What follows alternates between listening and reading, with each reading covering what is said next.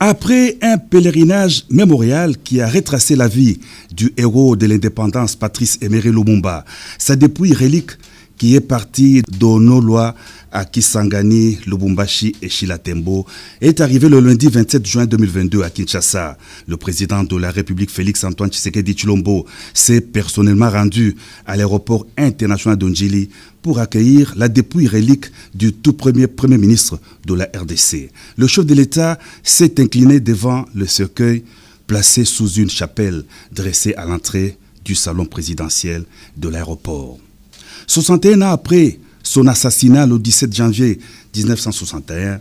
des obsèques dignes de son rang ont été organisées en mémoire du premier ministre Patrice Emery Lumumba. Après 48 heures d'hommage officiel et populaire au Palais du Peuple, la dépouille relique a été acheminée au Palais de la Nation, les lieux où les héros de l'indépendance avaient prononcé un discours historique le 30 juin 1960. Le chef de l'État et son épouse, la première dame Denise Nyakeru Tshisekedi, ont déposé une couronne de fleurs devant le cercueil contenant la relique de Patrice Emery Lumumba. La délégation du gouvernement belge, avec en tête le ministre d'État André Flao et des représentants de chefs d'État d'Afrique du Sud, du Sénégal et de la Guinée équatoriale, ont posé à leur tour le même geste. Un autre temps fort de la cérémonie a été la décoration à titre posthume par le président de la République, grand chancelier des ordres nationaux, de feu Joseph Okito et Maurice Mpolo, les deux compagnons de lutte de Patrice Emery Lumumba, qui ont été élevés au grade de grands officiers dans l'ordre des héros nationaux Kabila Lumumba. Le 30 juin 2022, les héros de l'indépendance a été conduit à sa dernière demeure dans les mémorials érigés à la place de l'échangeur dans la commune de Limete, en présence du chef de l'État Félix-Antoine Tshisekedi Tshilombo et de son homologue de la République du Congo, Denis Sassou Nguesso.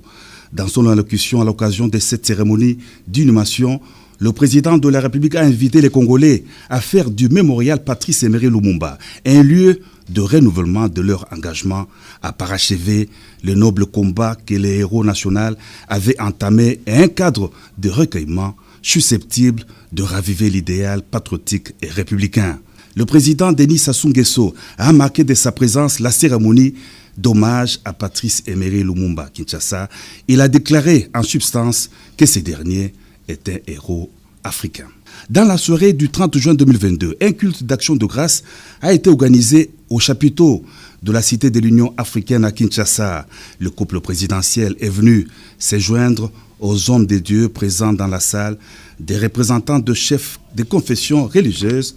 de Kinshasa, de l'intérieur du pays, d'Afrique du Sud et de l'Europe. Ils ont rendu grâce à l'Éternel, réitéré leur soutien aux FARDC et promis d'accompagner le chef de l'État, garant de la nation, dans les efforts qu'il fournit en vue de restaurer la paix durable et la stabilité dans l'Est de la RDC.